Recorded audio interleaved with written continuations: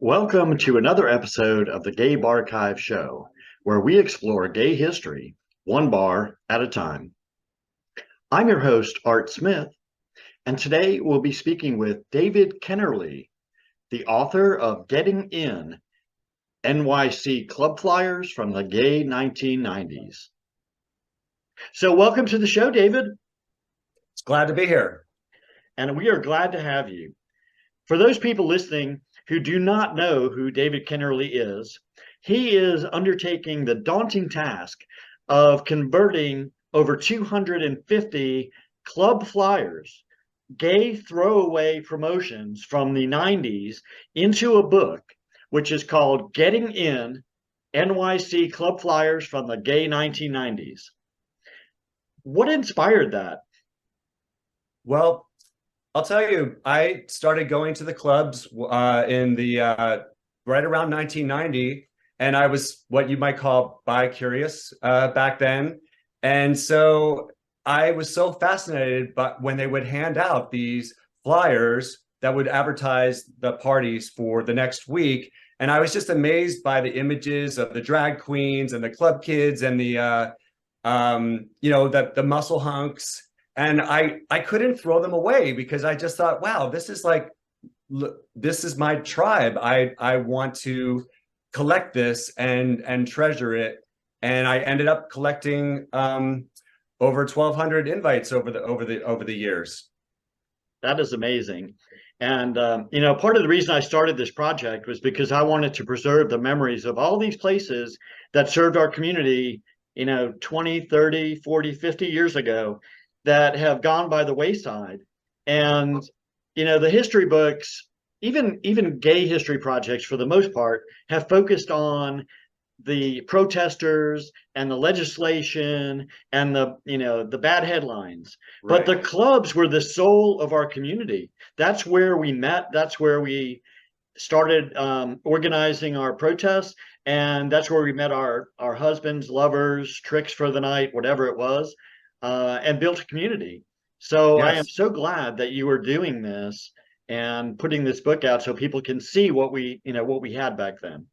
Yeah. And also, I mean, one of the reasons why I focused right on the 90s, speaking of community, is as you know, that was a very difficult time in LGBTQ history with the AIDS epidemic.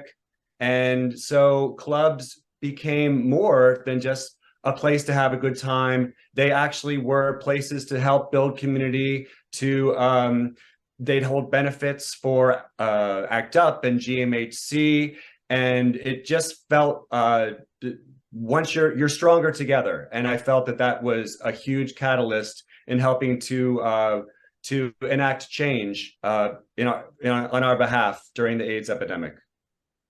Well, thank you for doing that.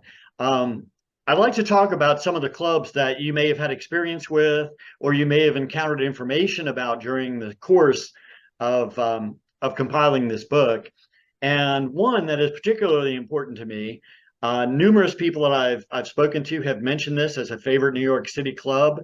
It was a big space. It was unusual in the fact that it had been a roller skating rink and still held roller skating nights, I think, on Tuesdays. And that club would be Roxy. What do you remember about Roxy? Wow. Well, okay, you just hit on my absolute favorite club in New York City. When I first moved here, I lived in Chelsea before it was even like actual like known as like the gay Chelsea. And so the Roxy was a 7-minute walk from my apartment. So I would go there. It was really one of the first big gay clubs that I've ever been to in New York. And just walking in, and all I remember is this streams of mylar hanging from the ceiling as you'd walk up this very graduated staircase. You'd check your coat and then you'd walk into this cavernous room that was like almost, it felt like the size of a football field. And there was, at the end, there were two bars, and there were these most amazing strippers male strippers on the bar, and they would just be there all night long, gyrating away. Yeah, I've heard so many stories about that place, and unfortunately, I never got to go. I had already moved away from the New York City area. I grew up in New Jersey, but I'd already moved south, so I kind of missed that era. And there's another iconic club that I'm sure you have numerous flyers from. It was an unusual space. There aren't too many of them in the country that were like this, but it was an old church that was converted into a fabulous nightclub that is known the world over. They've had locations, I believe, in Chicago, Atlanta, and London, I think. Yeah. And that was the Limelight in New York City. What was that like? Yep. Another one of my favorites that was in walking distance to where I lived. I do think that the architecture played a big part as to what made it so unique because they still had so much. I mean, it was a church from like the 1850s. Like Edith Wharton worshipped at that church, Wow. and they kept so much of the original details, such as the stained glass windows and the very high ceilings and beams and other like altars and certain wooden details. So it really felt distinctive. And but then they'd also have in the back, for instance, there was often separate parties that you would enter on the side as opposed to the front, and those were more of the gay centric parties, such as Lick It at Limelight. And also there was the Disco 2000, which was one of the big infamous parties at the Limelight. And it was just so there were different spaces and with sort of sub parties. So there was a place to find your group and almost any night of the week. Yeah, it was an amazing club. And I've interviewed a couple of people associated with that bar over the years, and they all have interesting stories to tell, both about the bar itself and the clientele, and Peter Gation, who is apparently quite a character in and of himself. So Yes. now another massive club in New York City that has always intrigued me. I had spoken to Steve Lewis about it in an interview last year. And just to try and imagine walking into a dance floor that holds like 1,000+ people, has 100-foot ceilings, and an original mural 100 feet tall by Keith Haring is just mind blowing. Yeah. Did you ever get a chance to visit Palladium?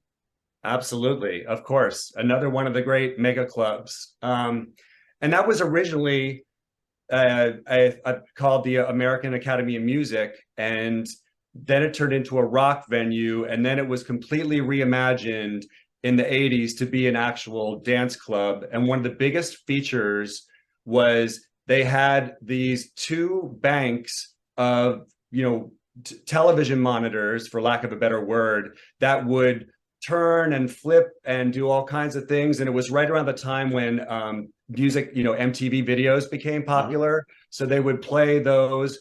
So they just added this element to the space that was just so exciting.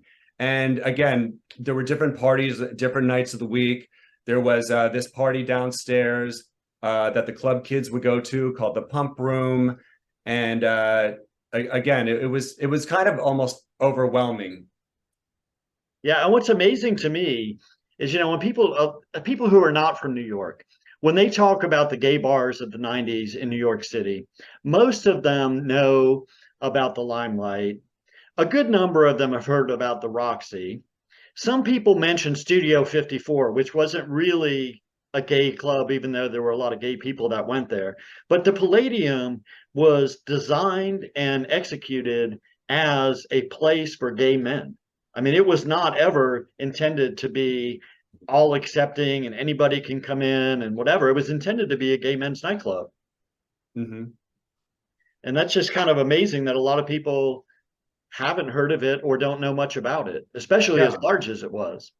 right. And it also attracted a lot of kind of trendy movers and shakers in the city at that time. I think Basquiat had a room there, off to the side of the dance floor. Keith Haring had his huge mural there. Andy Warhol was known to frequent the bar. So it was a pretty popular place for the cool folks in town. Yeah, and even Madonna was known to have gone there a couple times with her then boyfriend, Jelly Bean Benitez. And he's still around kicking, doing his DJ his DJ thing, I think, isn't he? I believe so, yes. Yeah. So those are all kind of cool big clubs. But what about some of the other clubs that weren't maybe so outrageous, like Twilo? What was your impression of Twilo?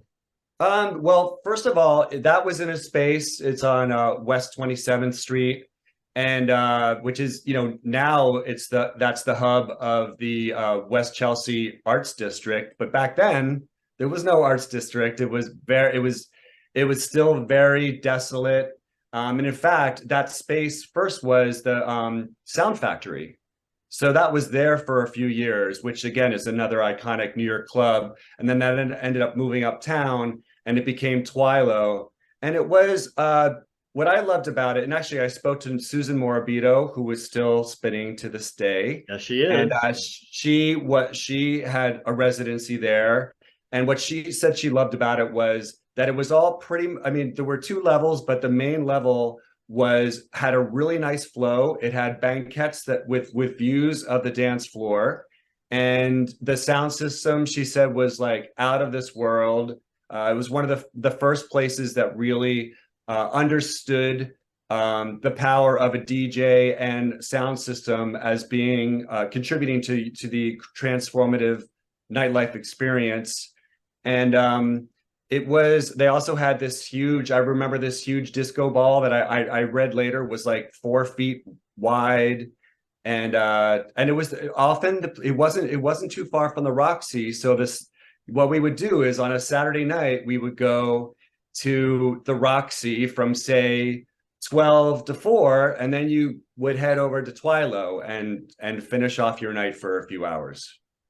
And what's notable about what you just said as well, about them recognizing the importance of the DJ to the dance scene in the gay clubs, is also that Susan Morabito, along with a few others like Wendy Hunt, was one of the few female DJs that really had an impact on the gay club scene. And to recognize her and not say, well, we're only going to hire gays or guys that have, tight bodies and can look good up behind the DJ booth. They Right. brought her in, and she to this day, I think, embraces the New York scene like no one else. In fact, I think her website is morabitonyc.com or something like that. Mhm. Yep. And I interviewed her. She was one of the people I was lucky enough to interview for the book on Club Invites. And I've got this great invite of her where she's made to look like, in the scene of the Last Supper, she's made to look as the Christ figure, which I thought was just very fitting because I think that DJs became much more valued and worshipped in a way, especially in the 90s. And I want to take a step aside here for a second because you just brought something up that a lot of people may not realize. Most of the promotion I've seen for your book is talking about the fact that you have reproduced 250 gay club flyers from the 90s from New York City in the book. But Yes. another important part of the book is that you have taken the time to interview and have little bios or statements from some of the people that made the scene happen and that were integral in that scene. So I don't want people to think it's just a picture book that they're going to flip through and see 250 flyers. There's actually valuable information from the movers and shakers on the New York City movement in that book as well. Absolutely. I mean, anywhere from it could be just a two-line quote to an essay of 400 words. And it just depended on how much time they had to speak with me. But it was so great. All I had to do was look at the club flyers and say, oh, okay, try and track them down. And everyone was so gracious when I asked for an interview. So yeah, so it totally brings, like, I have my own experience, and I'm viewing the club experience through the lens of myself, but I wanted to also make sure that other voices contributed to the book because everyone's got a different experience. Absolutely. And I operate the Gabe Archives Project the same exact way.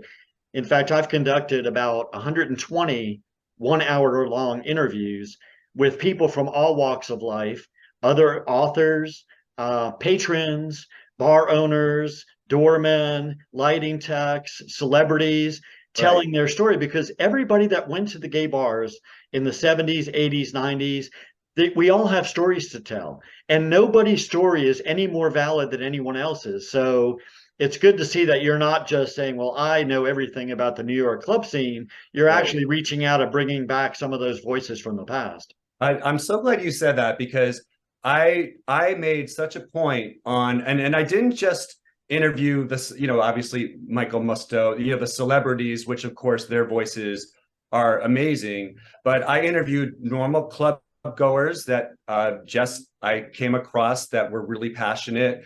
A go-go boy named Mark Allen, many of the DJs, club kids, and photographers. I want to point out that one of the reasons why I'm doing this book is to celebrate the clubs, the people, and the creators of these club invites that were people would just throw them away. And I think that there are many works of art that should be saved and cherished because they do speak to a chapter in LGBTQ club history that we don't want to forget.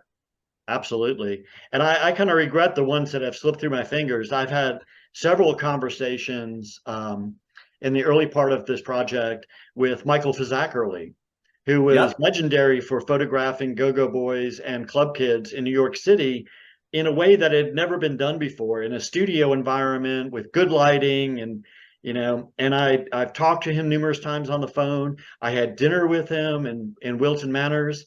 And before we got to do the interview, he passed away. So Yes. I'm glad I had the experience, and I'm glad I got, the knowledge from him. But we need to preserve these memories however we can. And so I'm glad you're Yes. doing the same kind of thing.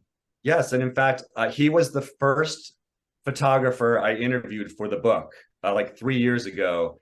And he was so supportive. And he had done a book called Nightbirds, which was more specific to club kid culture. But yeah, what he said was, most of the photos you see are just, photographers dash in to the club, take a bunch of pictures, but it's not controlled lighting. It's they're maybe not looking their best. I like controlled scenes. So he had an apartment 1 block away from Limelight. So before all the club kids would go to Limelight, they would stop off in his apartment or studio, and he'd shoot them in a controlled setting with a white background. And I thought that was a really smart approach. Absolutely. And the night I had dinner with him in Fort Lauderdale last year, I think it was, he gave me an autographed copy of that book. And so, of course, I will always cherish that. They're awesome photographs. And speaking of Go-Go Boys, which he was also a fan of, everybody knows him mostly for the Club Kid photos, but he was also a huge fan of Go-Go Boys, and he did quite a collection of Go-Go Boy photos. You had mentioned in the promo for your book that one of the clubs that you're kind of memorializing in the book is Splash. And Splash is a really interesting bar to me because of the whole vibe of their Go-Go Boy shower scene thing that they did. And people who have never been to New York know about Splash, and it's like a cult almost. Yes. What was Splash like for you? Did you ever go there? Oh, absolutely. Again, absolutely. I was like there the first week. I actually have one of their original club flyers. They didn't necessarily do too much, but as you can see, there's like the logo of a muscle man, like pouring a vase of water. And you can see the splash, the droplets that might have been on the side of a shower, Uh-huh. And so, yes, what marked, it was very special because that came in 1991. It opened. It was the same week that HX magazine, which was turned into a very well-known guide for queer, LGBT nightlife destinations, opened the same week, and it ushered in a new era of clubs where the ceilings were high, there were windows that were open to the street, and people who went there, they just like people were starting to come out. They weren't just they weren't going to clubs that had black painted on the windows and they were like little grottos that you didn't want anyone to see you when you walked in and out, and they often didn't have signs. And so the Splash completely reinvented, I believe it ushered in a new era of openness in gay bars. I agree that you're right. That whole energy back then, people don't realize sometimes, especially younger people now who weren't alive then or weren't adults then and don't know what the scene was like, they don't realize how revolutionary it was to have, big open windows and a huge sign, and everybody on the planet driving by knows it's a gay bar because there's no qualms about it. They're not Right. hiding anymore. And I had this conversation with Ernie Glam when I interviewed him about how the club kids were also a big part of that, because they were unabashedly going out in public wearing ridiculous gender bending outfits that drew attention to themselves, but didn't necessarily have that drag vibe. They weren't trying to look like a woman. They weren't trying to look like a man. They were just trying to be loud and proud and out there. And that was around the same time that you're seeing, the renaissance of the gay bar scene with a little bit more openness. So it's kind of Yes. exciting for me because I lived through that. My first gay bar experience was in the late 70s. So Uh-huh. I lived through the dark ages, so to speak, and then into what we had in the 90s and 2000s and 2010s. So Yeah, um, and Splash was known largely for the go-go boys that danced in the showers. They had glass exactly. showers in there, and that was like a big draw for that bar. Yes. Um, And also they had a very long running night. They had different parties on different nights, and Musical Mondays was what they would have, where they would show video clips of popular Broadway show numbers, and everyone would come and sing, and then that went on until it closed in like 2017. That's the other thing, is that it's opened in 1991 and closed in 2017. That's a pretty good run for a gay it's more bar. than 25 years. Yeah.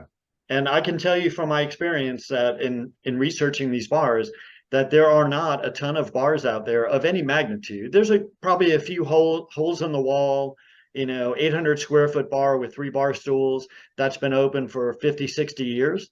But for the most part, they didn't last that long, the big ones. And what people don't realize is, for instance, Studio 54 is one of my favorite examples. Studio 54 lasted like for 5 minutes. I think Right. they were open for what, 3 years? Something like that Maybe. as Studio 54. And then it came crashing down, and people have tried to revive it a few times, but Yeah, they had one-off parties. I have a few invites of parties that were held at Studio 54, but it was just the space only. The right. club was long gone. And the same is true of Stonewall. Everybody thinks Stonewall's been around since 1967, but it Right. hasn't. It was open for like 3 years. It closed not too long after the riots, maybe the next year, and became several other things, and then finally reopened as the Stonewall Yeah. Well, yeah, it was like a Chinese restaurant. and a It was bagel a number shop. of things. It was a bagel shop too, I think. Yep, yep, And at one time, it was a little bar called New Jimmy's. yep. So it didn't have the long run that people think it has, but Splash was over 25 years, which is pretty amazing. Absolutely. And speaking of amazing, one of the very few bars that is still in existence today that was in Chelsea is called Uh-huh. Barracuda Lounge. And what made that so special was it opened in like the middle of the 90s, 95 or 96. And again, it was clean and bright and a circular bar that everyone could kind of like sort of check out. There was definitely an era of vibe of openness about it.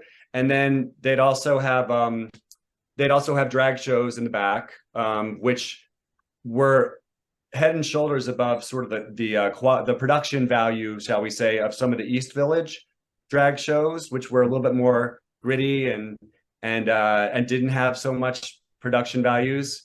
And Barracuda, yeah, definitely did. Although you can't necessarily, discount some of the grittier drag shows too, because if I'm not mistaken, um, RuPaul got his start in kind of the seedy side of town. He Absolutely. was not a headliner at the Palladium. He was working those gritty East Village bars, or whatever, when he first started in New York. So Yes. Like Pyramid and Boy Bar. And that was more in the 80s, yeah. Now, you also mentioned another bar that I've spoken to a couple people about, and is an interesting space for me. The Tunnel. You Yeah. went there, right? Yes. Explain what that was like the first time you walked in there and saw that they were going to have a nightclub environment in this tunnel, literally tunnel.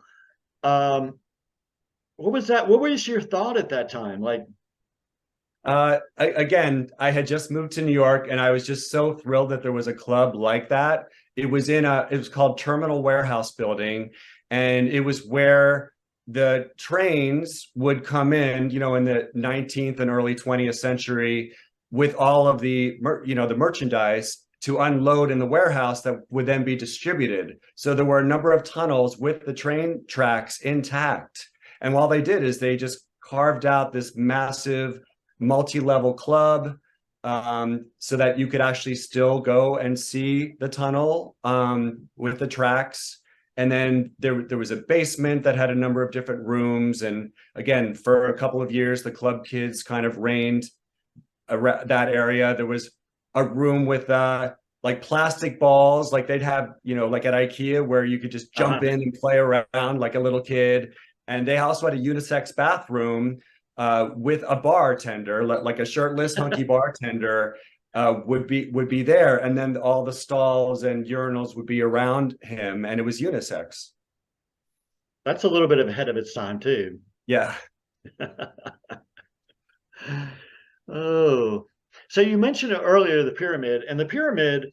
Um, I got most of my information about the pyramid when I interviewed Linda Simpson, who is still out there in New York City and still a driving force in the gay publishing business, in the gay entertainment scene.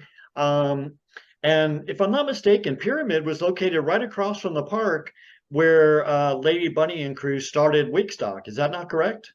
Yes, exactly. Very, very, very adjacent to that.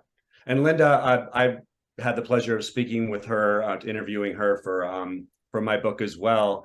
And what I thought was really remarkable is that, I mean, the pyramid had been around for several, many years, especially during the 80s.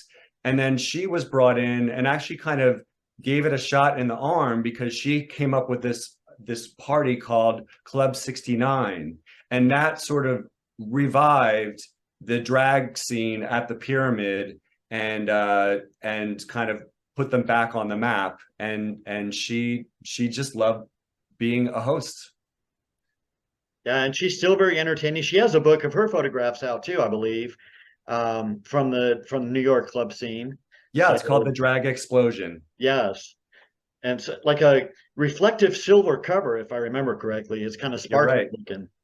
But yeah, we did an interview with Linda. She was great, and had a lot of knowledge about those kind of clubs and the little seedier side of the club scene in New York and some of the underground parties and things of that nature. So that was really very interesting to me. Yes, and also I mean, she was one of the few people that brought her like Instamatic camera to these clubs. So though the book are her own photographs. Right. So this was way before cell phones. So again, her photographs are among the few that were taken, in some of these club situations. So she's really way ahead of her time when it came to documenting, uh, queer history. And she also is a publisher. She published My Comrade magazine, which again, it was like a zine, but it was thicker, and it just had such a great rebellious spirit, and very, sexy and edgy, and also politically oriented. Yeah, and if I'm not mistaken, when I interviewed Ernie Glam, they also had a zine back then. The club kids had a zine of their own, and I can't remember what it was called.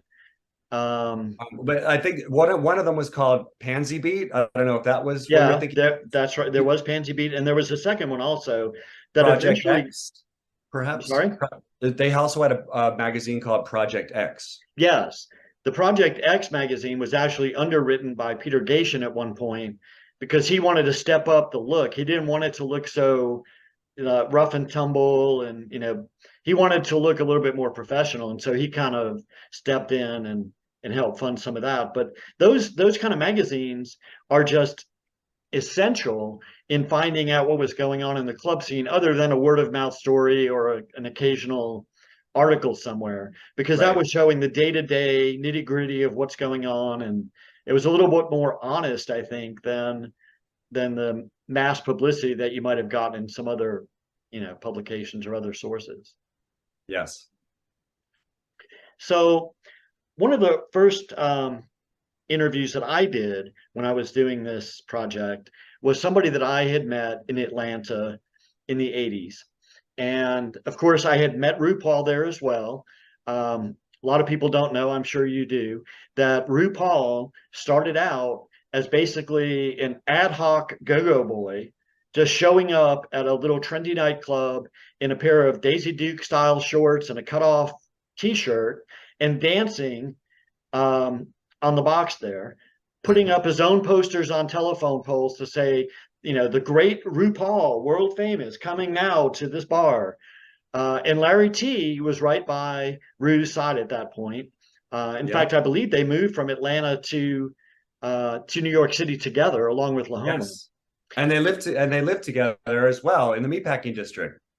And so, that was kind of an interesting transition to me, because RuPaul, most people would probably say, oh, yeah, RuPaul started off his drag career and everything in New York, but actually it started in Atlanta and kind of migrated, I think right around 1989 or 90. It was either the end of the 80s or early 90s. Exactly. And they had a lot of kind of underground type club scenes that they worked in. I know in Atlanta, they had a club there that they worked with called Celebrity Club, and they took that name and brought it to New York, and had a night there called Celebrity Club also. Yes, and I have club invites that say Celebrity Club on them. So yeah. So it's kind of interesting how gay history kind of intertwines itself with the people and the places. And a lot of this would be lost if it weren't for people like you saving this documentation, publishing it in a format that, tens of thousands, hundreds of thousands of people can see it. It's not just in your, in your closet somewhere. And, Right. 10 of your closest friends have looked at it and go, oh, that's really cool, dude. Right. You're bringing it out to the world, which is really important. And Larry T, of course, he's still around too. He's in Germany now. I believe he lives in Germany. Yeah, he actually just relocated to LA. Oh, did he move to LA Yes. finally? Yep.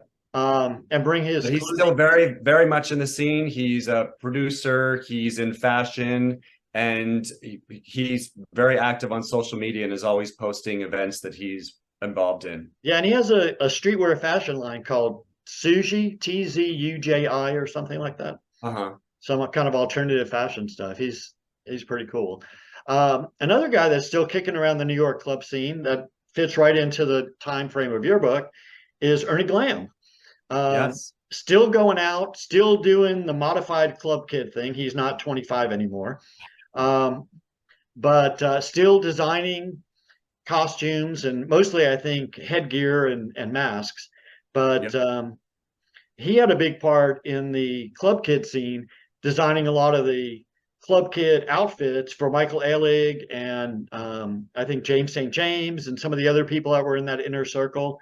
And of course, although you can't tell looking at a picture, Ernie Glam was Clara the chicken.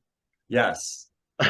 Yes, he had an alter ego club. So he was almost a dual club kid in a way. Yeah.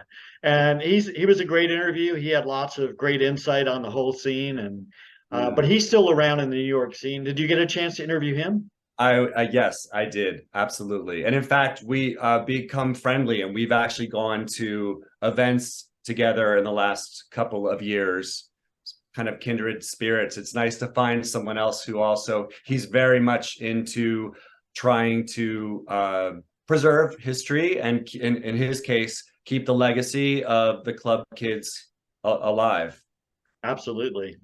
And the funny thing is, a lot of people, when they think of the club kid scene, you think of Michael Ehrlich, because Michael Ehrlich got all the headlines for going to jail and all that. But when I've spoken to people who knew him, who were in the scene with him, to people like Steve Lewis, and Ernie Glam and several other people in the scene there, they've all said the same thing, that Michael Ehrlich was a genius, that he had a brilliant mind for how to promote events and make them fun and get them in the news.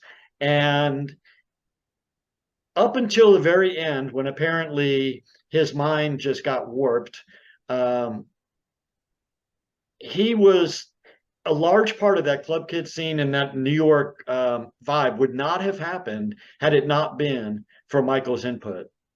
Yeah, absolutely. I mean, I never had a chance to go, but he would throw what they called outlaw parties where Yes. they wouldn't tell anyone what the destination was until just before. And sometimes it would be like on a subway to Queens, or party on top of the High Line before it became a park, and then they'd actually become so raucous that the idea was they wanted the police to come to like bust them, just and that was all part of the experience for them. So, um, so here's a little tidbit that I learned in my interview with Steve Lewis. Um, for those who don't know, Steve Lewis was one of Peter Gation's right-hand men. He kind of ran a lot of the clubs that are very famous for the club kid scene and the renaissance of the New York club scene. And Steve told me that Michael used to call him and tell him, we're doing this outlaw party at Dunkin' Donuts on Right, 34th Street. In 15 minutes, I want you to call the police.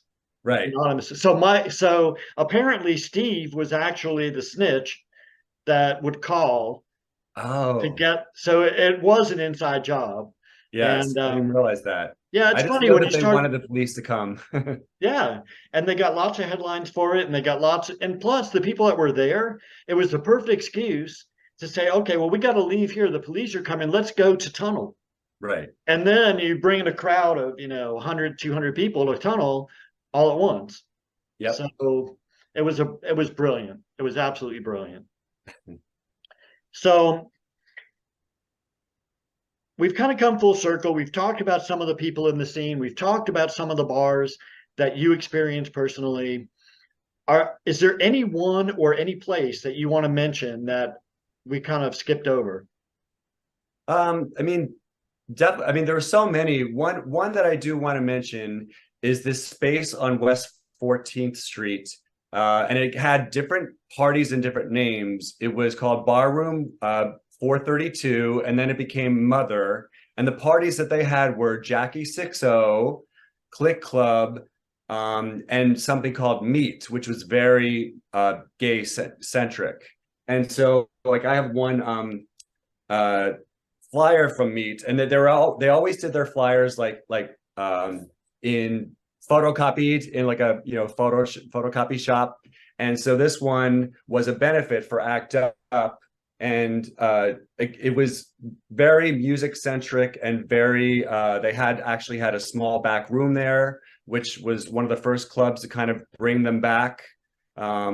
Was the early 90s, and this is what the front looks like, called Meet for a Cause. So what I loved about it was that Aldo Hernandez, who I was able to interview, he was the DJ, but he also was the producer of this club. And he's like, you know what?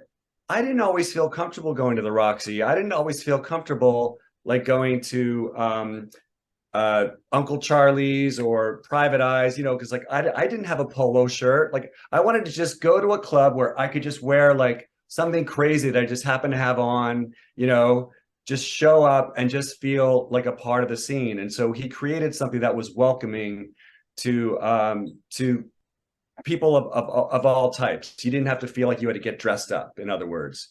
And so it was very sexy and edgy, and it ran for 4 or 5 years. Yeah, that's pretty cool.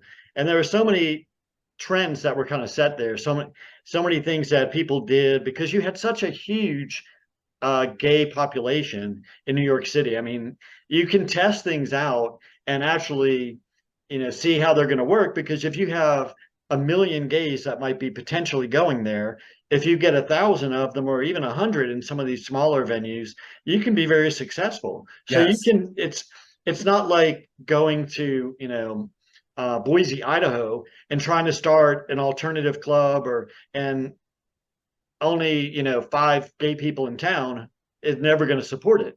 So Right.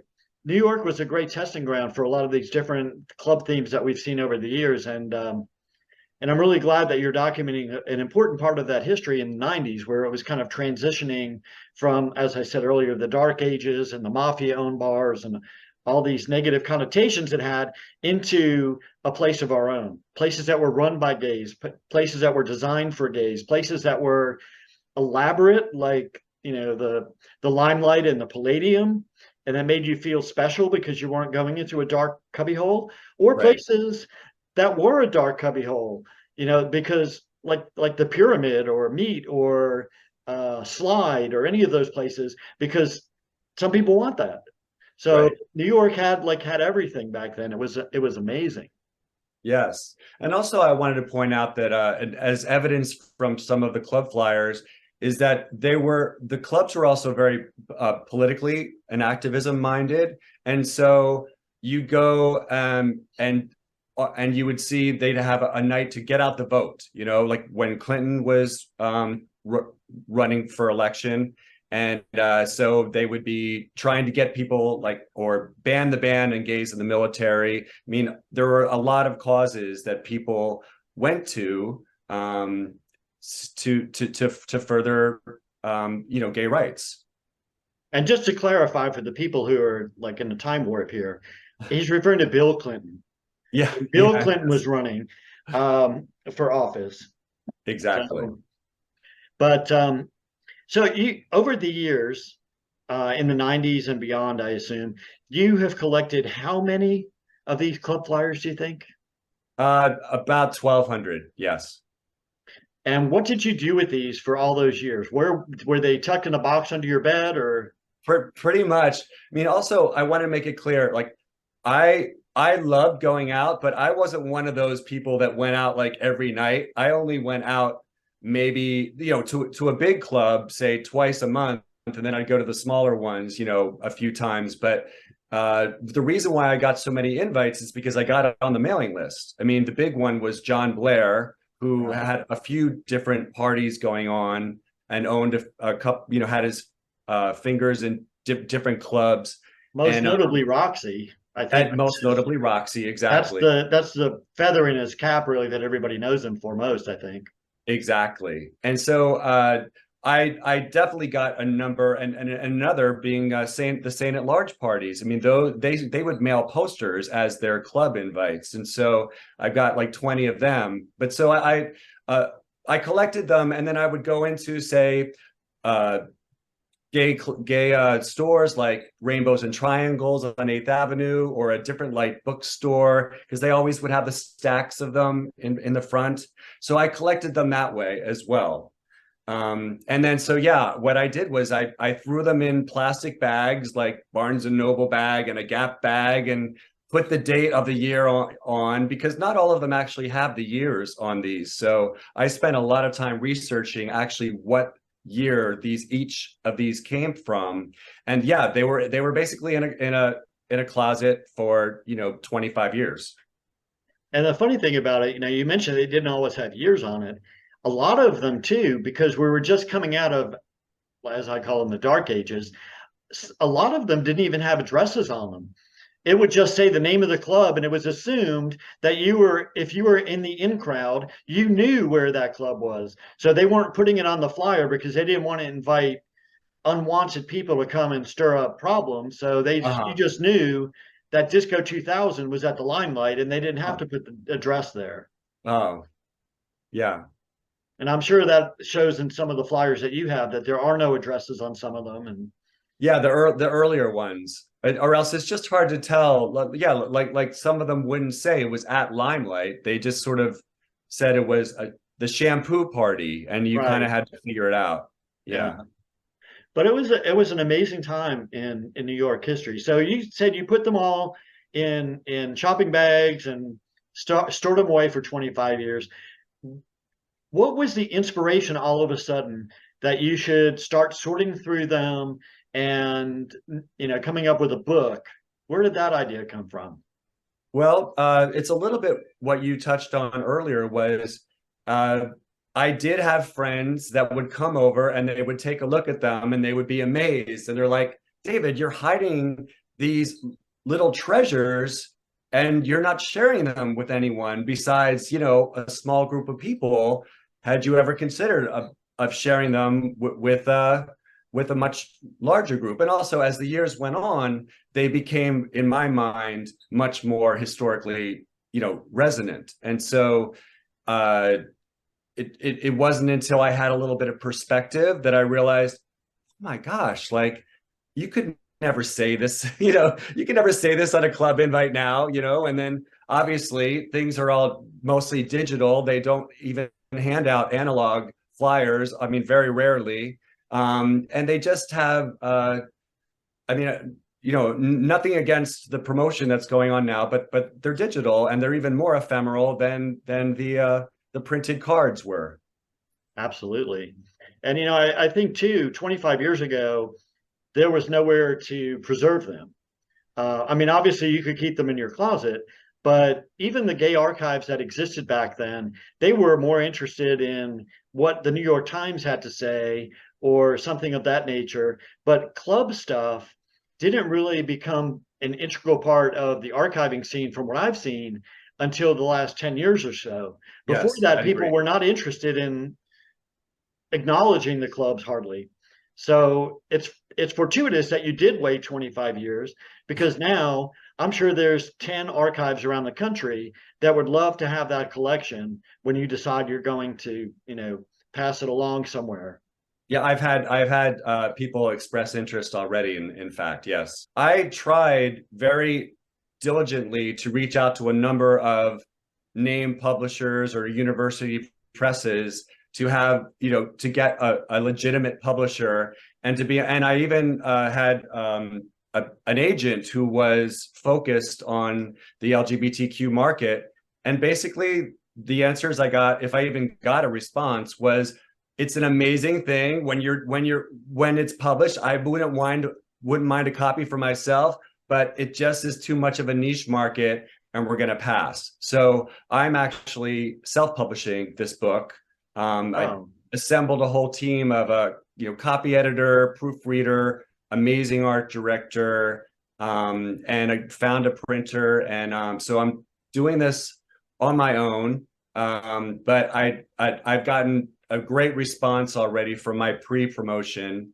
your challenges with publishing. I'm familiar with that concept because I've been looking. I'm probably going to end up publishing at least one or two books at some point about the gay history that I've uncovered in the interviews that I've done.